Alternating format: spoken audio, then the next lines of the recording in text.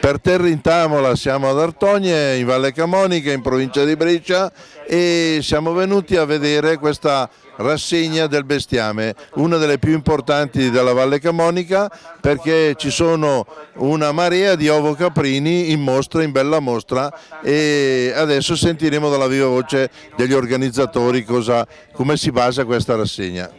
Martino Alessi, l'organizzatore di questa importante rassegna ovocaprina, quante capre avete qua oggi?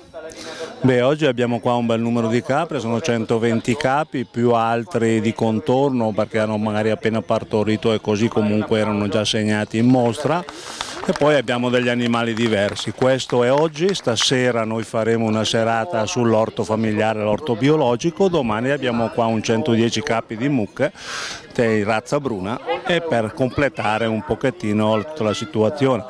Stamattina abbiamo fatto la gara di formaggi per le aziende agricole produttrici di Artogne, quelle che producono formaggi, cosa va per il meglio, il tempo ci assiste e quindi spero che tutto va bene, insomma si vede anche parecchia presenza di persone. La razza bionda dell'Adamello, la nostra razza autoctona, viene valorizzata in questa esposizione caprina?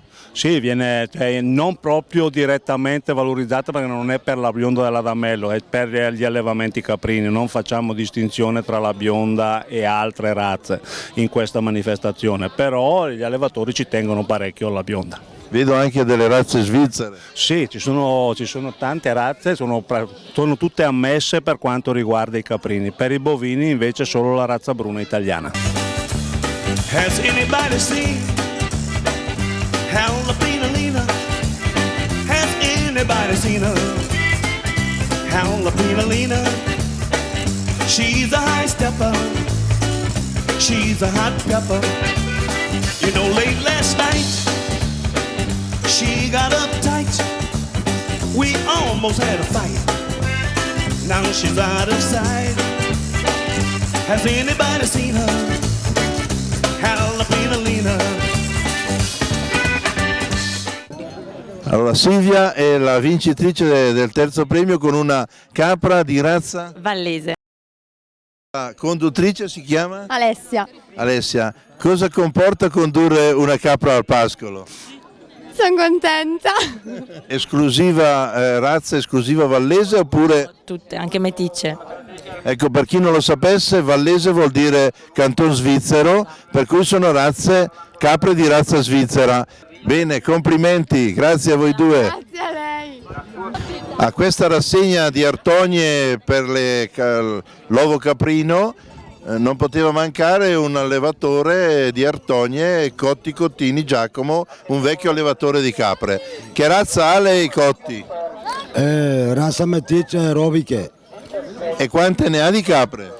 Ne ho ancora una trentina, perché ne ho vendute 40. È una grande passione la sua allora? Sì.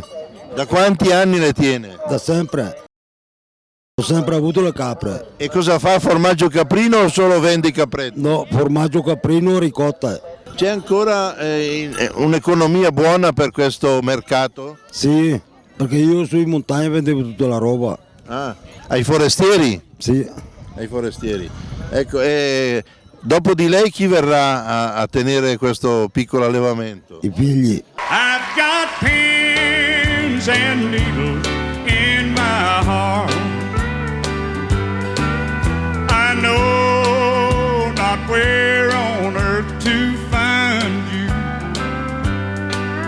I know not how or where to start. 'Cause I only know I'm here without you. And I've got pins and needles in my heart. The days and nights I grow. Elena, una giovane allevatrice, e qui anche lei è un artognese, e qui ad Artogne ha portato i suoi 4 asini che stranamente hanno tutti un nome, uno Valentino, uno Tina e gli altri? Melina e Osina e Pino. E la razza di questi asini? Sono asini sardi, un incrocio di asini sardi. E la passione che ti ha spinto ad allevare asini qual è stata? Dopo aver conosciuto il mio fidanzato, che era il più grande asino della famiglia, Questo non lo possiamo dire. ci siamo appassionati per gli asini e pian piano abbiamo iniziato con 1, 2 e infine siamo arrivati a averne 10 per ora. Ma dimmi un po', tu che allevi asini, è vero che l'asino è un po' cattivello, morde, tira calci? Non è vero, l'asino è buonissimo, è molto docile, anche con i bambini lo usano molto. È anche intelligente? Sì, al contrario di quello che dicono, è molto intelligente. Molto intelligente. Hai anche femmine partorienti di questi asini? Quella è una femmina partoriente che adesso a agosto... Praticamente tu li allevi per vendere in sostanza? No, la maggior parte li teniamo perché ci affezioniamo troppo e non riusciamo a... Non si possono tenere purtroppo. Trombini Giulio è un allevatore di pecore di razza? Tessel, Tetzel, qui a Artogne. Quante pecore hai? una ventina. Una ventina. E danno problemi questa razza? No, non danno problemi. No, Cosa produci? Latte? Carne, sono apposta per la carne.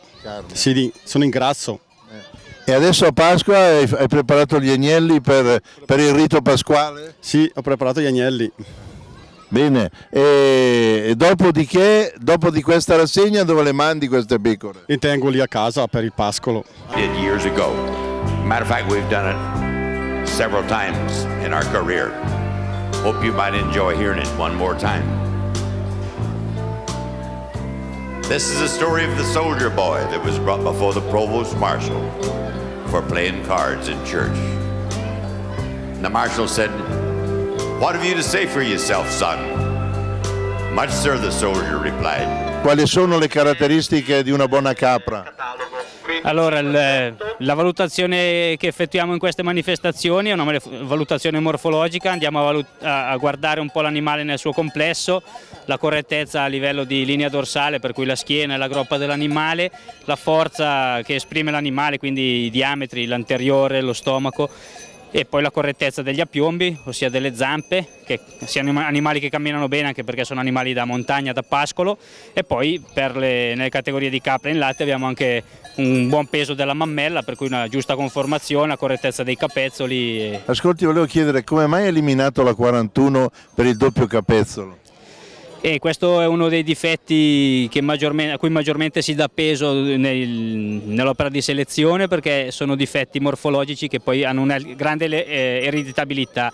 Allevare per esempio un becco sotto una capra così, per quanto fosse una buona capra, infatti era stata posizionata ai primi posti della categoria, però il becco potrebbe trasmettere alla discendenza questo difetto qua, e quindi poi trovarsi la stalla con numerosi capi con questo problema, con questo difetto, che poi può comportare anche dei problemi. Non è una questione estetica ma una questione funzionale. Lei che gira ad esaminare capre penso per tutta l'Alta Italia, ha notato qui alla rassegna di Artogne una capra che merita veramente di essere chiamata per tale?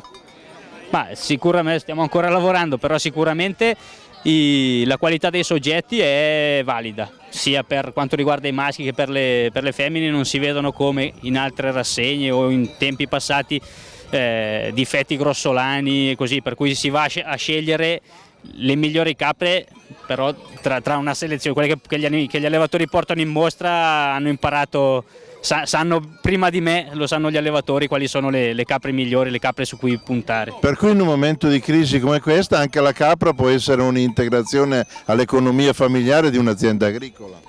Ma sicuramente può essere anche questo.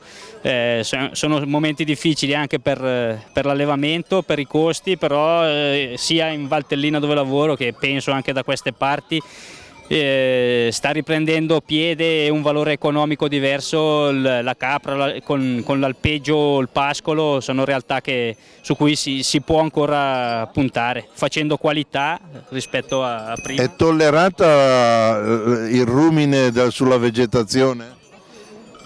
Se un allevamento di capre è ben gestito migliora il pascolo, migliora il bosco, questo è un parere mio, però è sicuramente possiamo confrontarci. Deve essere un pascolo ben gestito e poi si migliora, non solo si mantiene il territorio e lo si migliora. Il concorso in questione è un concorso di peso di un animaletto che si chiama asino. E allora a Maria Angela chiediamo, il premio cosa consiste? Il premio consiste che se indovini il peso dei 2 animaletti, praticamente vinci un maialino. Vogliamo dire dei 2 somari? No, è più bello chiamarli asinelli. Uno si chiama Pino e l'altro Rosina, quindi è meglio chiamarli asini.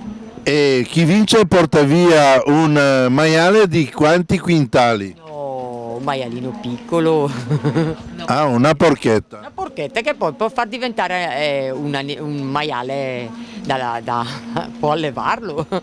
Come vedete l'abbiamo presa scherzando, è una cosa un po' burlesca e fa piacere a chi domani si accingerà a indovinare il peso di questi somarelli e vincerà un bel maialino.